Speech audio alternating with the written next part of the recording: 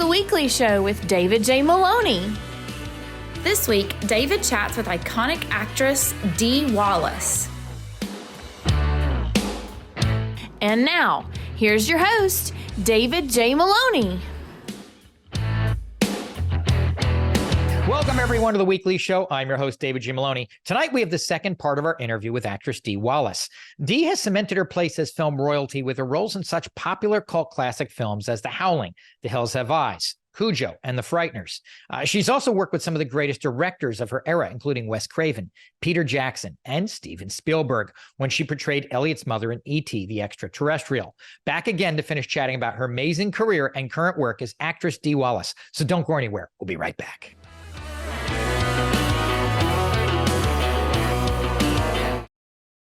You've worked with some of the best directors in the business, one of them being the great Peter Jackson for The Frighteners. Had you heard of him before that? I mean, oh my God. Out, but this was his first big budget film, right? I mean, Heavenly Creatures. The day I got to the set, I walked up to Peter and I said, Peter, promise me you'll get me as good a performance as you got her. I mean, he's such an enigma. You know, his early films are so weird, if you've seen any of them. And then Heavenly Creatures, and then The Frighteners. When they sent me the audition, and yes, I did still have to audition for it. I just went, oh my God, I have to get this part. Because I love that she went from this simpy little character with no strength to this mass murderer, right? And I got to play all those delicious things in between.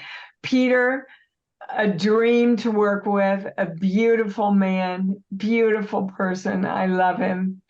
And Fran, his partner. You know, my husband passed away while I was on the set shooting. So I was back and forth between half the world 4 times in 2 weeks. And seriously didn't know whether I was coming or going. And so I said, well, I don't know how I can afford to go back for my husband's. Don't worry, Dee. You just get on the plane. We'll settle up at the end. So I went in to settle up. And here come the tears. That's why I'm an actress, David.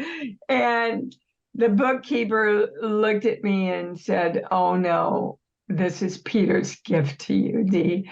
He really never thought you'd ever come back. Oh, wow. But my mother taught me a good work ethic. And she said, when you take a job, you finish it no matter what. Did the work continuing the work onward? You know, did you find that, was that cathartic any way, or was it just you're just going through the motions at that point? How do you? Oh no, I think I did some of my best work after I got back there. I was so raw.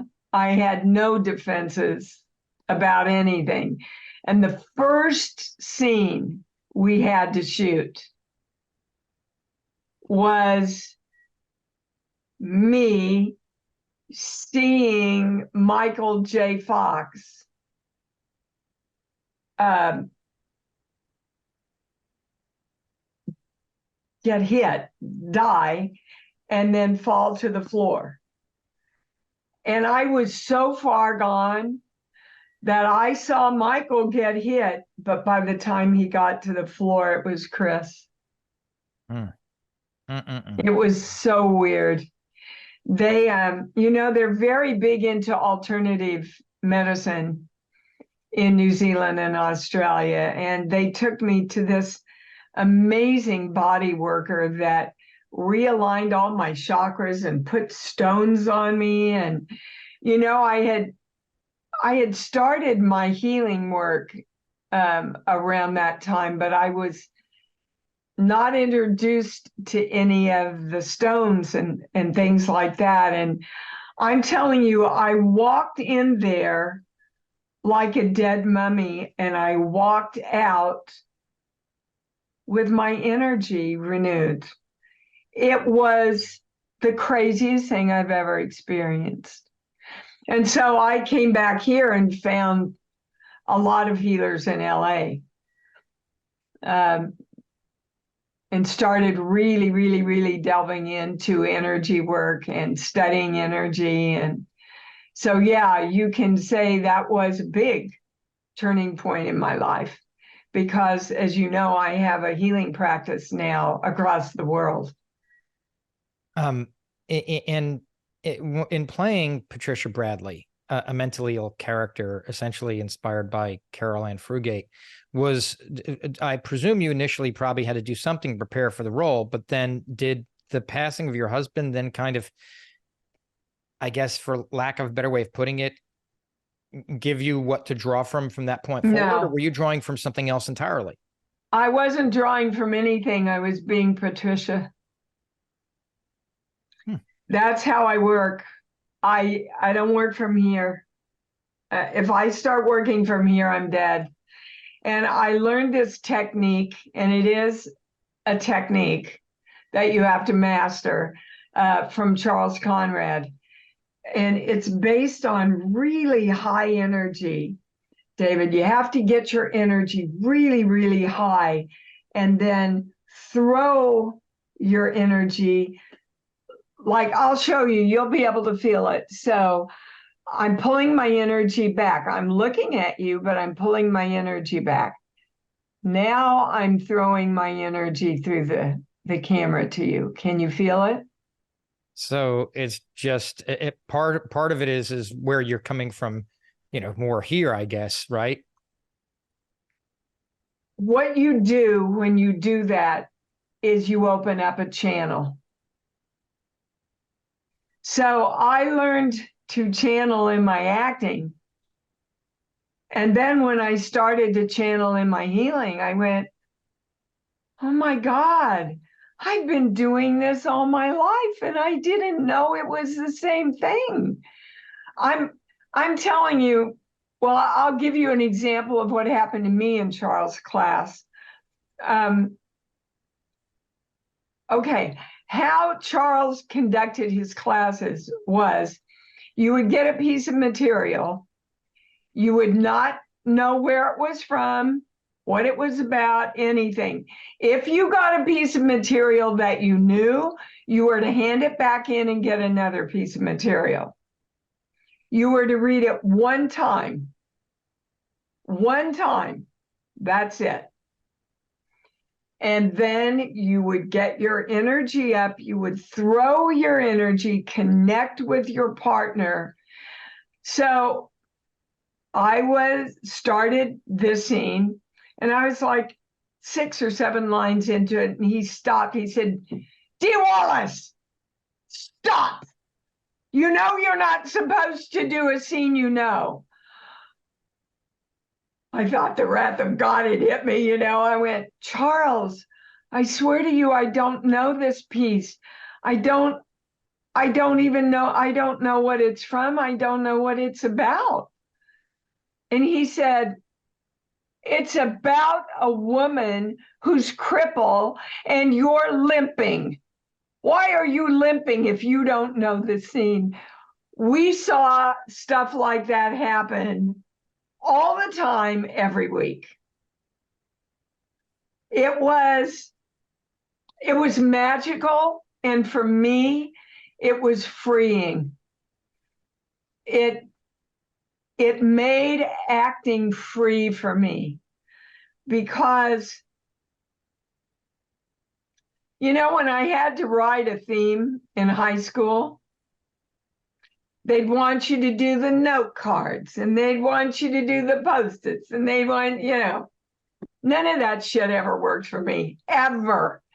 So my mother God love her, would sit up at 9, 10, 11 o'clock typing my theme for me that I had just written, because I had to channel it. I had to just sit down and do it. The more, I can come to the end of a street and go, okay, well, there's the sun, there's the mountains. Well, it's got to be right. It's always left, David. When I try to figure stuff out, it's always the other way. So I never broke down anything in ET. I just knew that this was a mother who loved her kids, right? And was frantically trying to work and raise a family at the same time. I grew up with a mom like that. But did I base this on my mom? No. But I knew it in my psychology, in my energy. I knew it. I'd like to try to tie some threads together. Was there something that specifically attracted you to the horror genre you became kind of known for, or was it frankly just good work to pay the bills at the time? I didn't go looking for it. It found me. But when it found me, I went, wow, I like this. I really get to use all my emotional capabilities in horror. And I'm talking about good horror that takes time to carve out the relationships, right? And build relationships and build the character of the people. I'm not talking about slasher films. And like the Frighteners, like Cujo. What actress would not die to play that part? It's every emotion. It's just everything that was in me. And I look at my work in Cujo and I think it's so honest. And it's so not acting. And I'm really proud of it. But that's why the more I did horror, the more I really found I liked it. But I do a lot of Christmas movies. I have people texting me every day, I saw your Christmas movie on Lifetime. And I do a lot of I just recently did a sweet little picture for kids.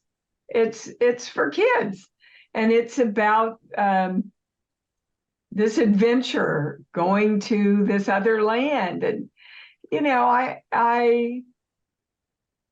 I'm proud to be a scream queen, and I do a lot of other stuff. You've another thread that's kind of common is you do end up working with children a lot, it seems. And yeah. And you've said earlier that you kind of draw on this motherly thing, not from your mother, but from the, from the energy, or what you're tapping into in that way. Why do you think maybe the universe has somehow aligned you in that way for you? Do you look back, and that was kind of the other thread I was looking at. Do you see something special on that for you?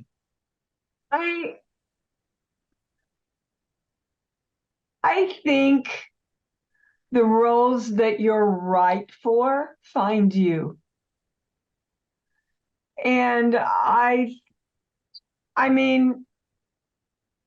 I played very rich women with no heart? One. Did I have fun? Not so much. I don't like roles that don't involve a lot of heart stuff. I'm just an open heart kind of girl. And